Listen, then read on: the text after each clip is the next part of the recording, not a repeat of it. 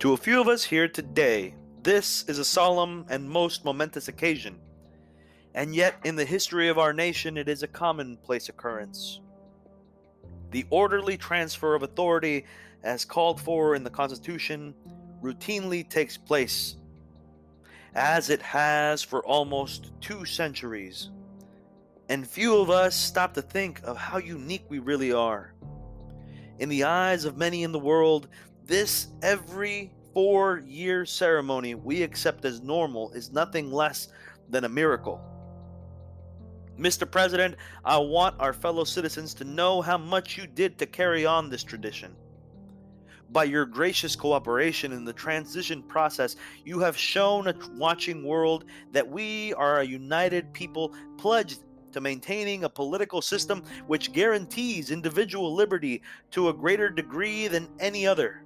And I thank you and your people for all your help in maintaining the continuity which is the bulwark of our republic. Thank you.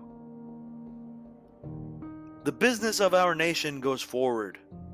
These United States are confronted with an economic affliction of great proportions. We suffer from the longest and one of the worst sustained inflations in our national history. It distorts our economic decisions, penalizes thrift, and crushes the struggling young and the fixed income elderly alike. It threatens to shatter the lives of millions of our people.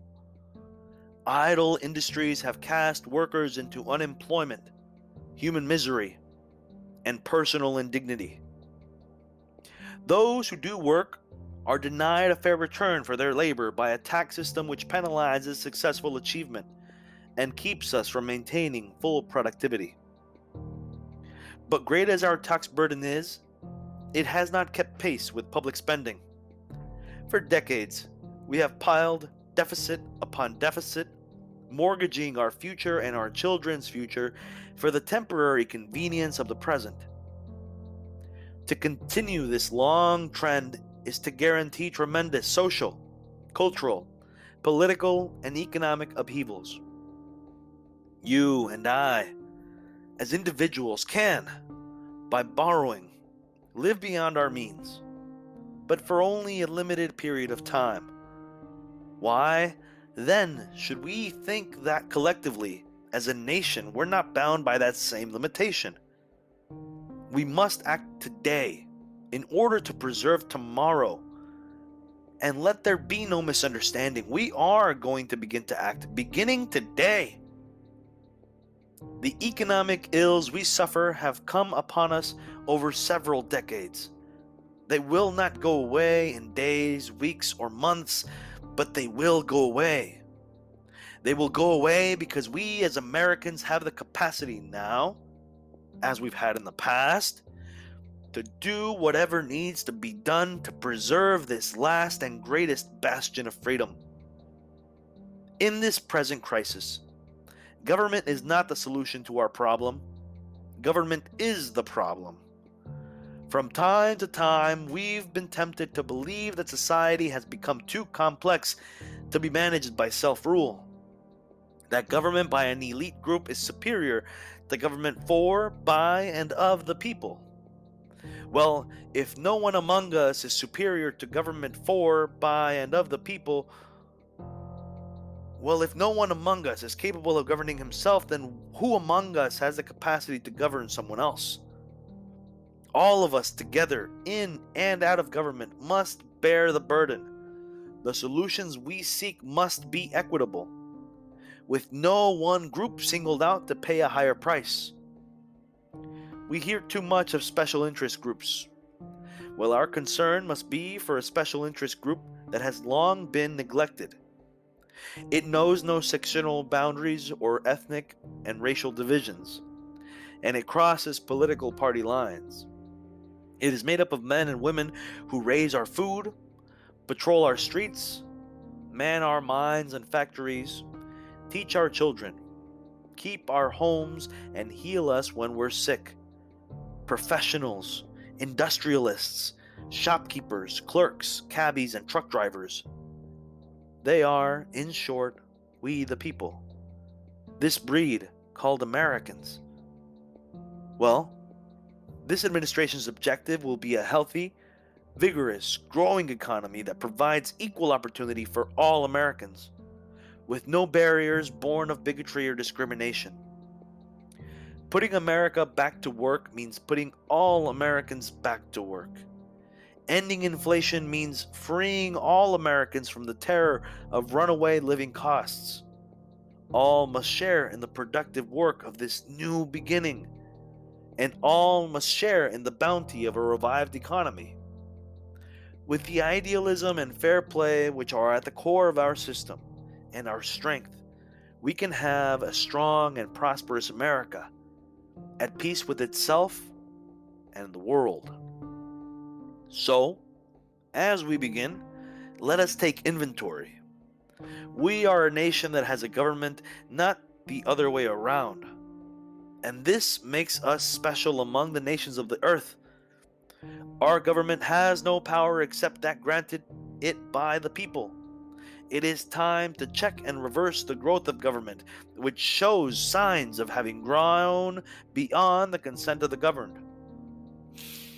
It is my intention to curb the size and influence of the federal establishment and to demand recognition of the distinction between the powers granted to the federal government and those that are reserved to the states or the people. All of us need to be reminded that the federal government did not create the states. The states created the federal government. Now, so there will be no misunderstanding, it is not my intention to do away with government. It is rather to make it work. Work with us, not over us. To stand by our side, not ride on our back. Government can and must provide opportunity, not smother it. Foster productivity, not stifle it.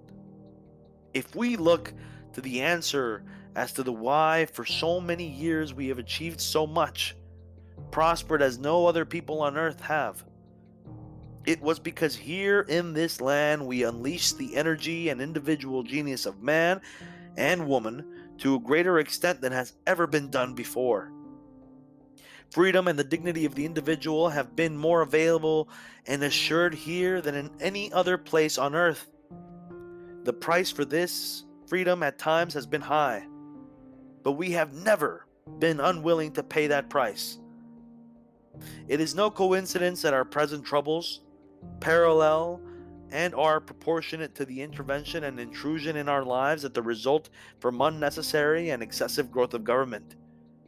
It is time for us to realize that we are too great a nation to limit ourselves to small dreams. We're not, as some would have us believe, doomed to an inevitable decline. I do not believe in a fate that will fall on us no matter what we do. I believe in a fate that will fall on us if we do nothing. So with all the creative energy at our command, let us begin an era of national renewal. Let us renew our determination, our courage, and our strength. And let us renew our faith and our hope. We have every right to dream heroic dreams. Those who say that we're in a time when there are no heroes, they just don't know where to look.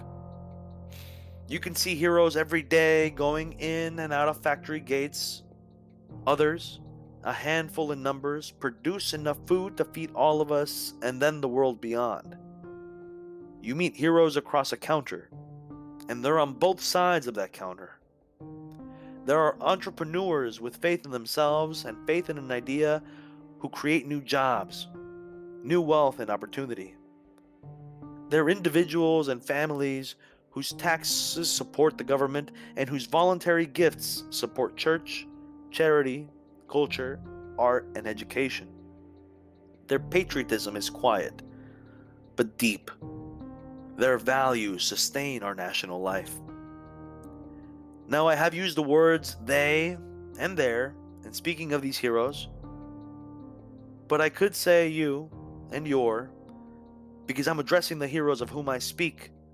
You, the citizens of this blessed land. Your dreams, your hopes, your goals are going to be the dreams, the hopes, and the goals of this administration, so help me God. We shall reflect the compassion that is so much part of your makeup. How can we love our country and not love our countrymen? And loving them, reach out a hand when they fall, heal them when they're sick, and provide opportunity to make them self-sufficient, so they will be equal in fact and not just in theory. Can we solve the problems confronting us? Well, the answer is an unequivocal and emphatic yes.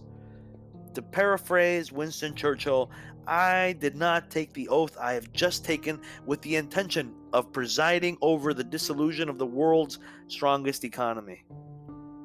In the days ahead, I will propose removing the roadblocks that have slowed our economy and reduced productivity. Steps will be taken aimed at restoring the balance between the various levels of government. Progress may be slow, measured in inches and feet, not miles, but we will progress. It is time to reawaken this industrial giant, to get government back within its means and to lighten our punitive tax burden. And these will be our first priorities. And on these principles there will be no compromise. On the eve of our struggle for independence, a man who might have been one of the greatest among the founding fathers, Dr. Joseph Warren, president of the Massachusetts Congress, said to his fellow Americans, "Our country is in danger, but not to be despaired of. On you depend the fortunes of America. You are to decide the important questions upon which rests the happiness and the liberty of millions yet unborn. Act worthy of yourselves." Well, I believe we, the Americans of today, are ready to act worthy of ourselves, ready to do what must be done to ensure happiness and liberty for ourselves, our children, and our children's children. As we renew ourselves here in our own land, we will be seen as having greater strength throughout the world. We will again be the exemplar of freedom and a beacon of hope for those who do not now have freedom. To those neighbors and allies who share our freedom, we will strengthen our historic ties and assure them of our support and firm commitment. We will match loyalty with loyalty. We will strive for mutually beneficial relationships. We will not use our friendship to impose on their sovereignty, for our own sovereignty is not for sale. As for the enemies of freedom, those who are potential adversaries, they will be reminded that peace is the highest aspiration of the American people. We will negotiate for it, sacrifice for it. We will not surrender for it, now or ever. Our forbearance should never be misunderstood. Our reluctance for conflict should not be misjudged as a failure of will. When action is required to preserve our national security, we will act.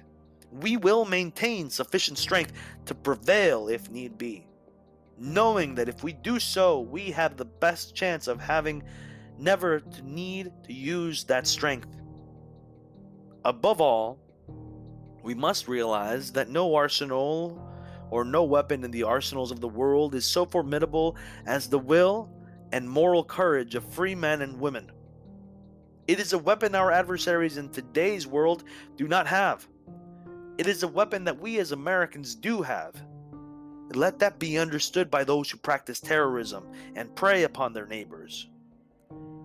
I'm told that tens of thousands of prayer meetings are being held on this day, and for that I am deeply grateful. We are a nation under God, and I believe God intended us for us to be free. It would be fitting and good, I think, if on Inaugural Day and future years it should be declared a national day of prayer. This is the first time in our history that this ceremony has been held, as you've been told, on this west front of the Capitol. Standing here, one faces a magnificent vista, opening up on the city's special beauty and history. At the end of this open mall are those shrines to the giants on whose shoulders we stand. Directly in front of me, the monument to a monumental man, George Washington, father of our country, a man of humility who came to greatness reluctantly. He led America out of a revolutionary victory into infant nationhood. Off to one side the stately memorial to Thomas Jefferson, the Declaration of Independence flames with his eloquence. And then beyond the reflecting pool, the dignified columns of the Lincoln Memorial. Whoever would understand in his heart the meaning of America will find it in the life of Abraham Lincoln. Beyond those monuments to heroism is the Potomac River, and on the far shore the sloping hills of Arlington National Cemetery, with its rows upon row of simple white markers bearing crosses or stars of David. They add up to only a tiny fraction of the price that has been paid for our freedom. Each one of those markers is a monument to the kind of hero I spoke of earlier. Their lives ended in places called Belleau Wood, the Oregon, Omaha Beach, Salerno, and halfway across the world on Guadalcanal, Tarawa, Pork Chop Hill, the Chosin Reservoir, and in 100 rice paddies and jungles of a place called Vietnam. Under one such marker lies a young man, Martin Treptow, who left his job in a small-town barbershop in 1917 to go to France with the famed Rainbow Division. There, on the Western Front, he was killed trying to carry a message between battalions under heavy artillery fire. We're told that on his body was found a diary. On the flyleaf under the heading, "My Pledge," he had written these words: "America must win this war. Therefore I will work, I will save, I will sacrifice, I will endure, I will fight cheerfully and do my utmost, as if the issue of the whole world's struggle depends on me alone." The crisis we are facing today does not require of us the kind of sacrifice that Martin Treptow and so many thousands of others are called upon to make. It does require, however, our best effort and our willingness to believe in ourselves and to believe in our capacity to perform great deeds. To believe that together, with God's help, we can and will resolve the problems which now confront us. And after all, why shouldn't we believe that? We are Americans. God bless you, and thank you.